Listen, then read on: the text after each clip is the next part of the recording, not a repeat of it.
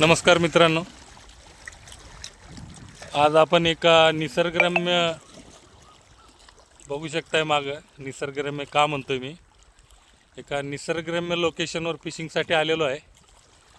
सोबत सचिन आहे सोबत. आज आम्ही दोघंच आलेलो आहे. तरी आम्हाला उशीर झालेला आहे. भरपूर पाणी असल्यामुळं डॅमला जागा शोधण्यात आम्हाला उशीर झाला. बघू शकताय लोकेशन. इथं आमचा आता फिशिंगचा प्लॅनिंग चालू आहे. बघा मागं सचिन जागा करत आहे.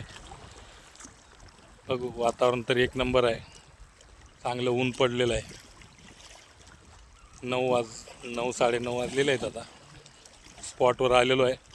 बघा आमच्या मागं आजी दिसत आलं, तुम्हाला मावशी दिसत असेल. त्यांनी आपल्याला इथं लोकेशन दाखवून दिलं बरं का.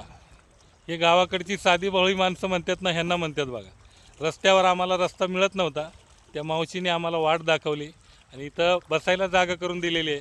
ही त्यांची शेती आहे मागं, भात शेती बघू शकताय. आणि मागं बघा त्यांचं मचान, म्हणजे ते आपण टपरी म्हणतात मचान. ते पूर्ण भात शेती.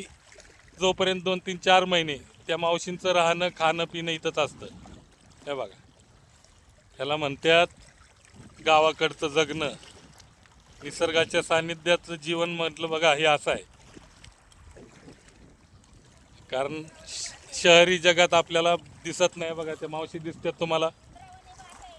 हा इंद्रायणी भात आहे म्हणतात बघा मावशी. तर असं हे जीवन जगणं म्हणजे हो हो बघा. हो हे सगळं हे बघा प्युअर लिव्हिंग म्हणायची याला. हे बघा प्युअर ऑक्सिजन, प्युअर लिव्हिंग म्हणायची. म्हणजे इथं असं हे जगणं जगायला लागतं आणि हे जगायला नशीब पण लागतं मित्रांनो. तर बघू आपण आजची आपल्याला काय फिशिंग आपल्याला काय होती आणि हुक.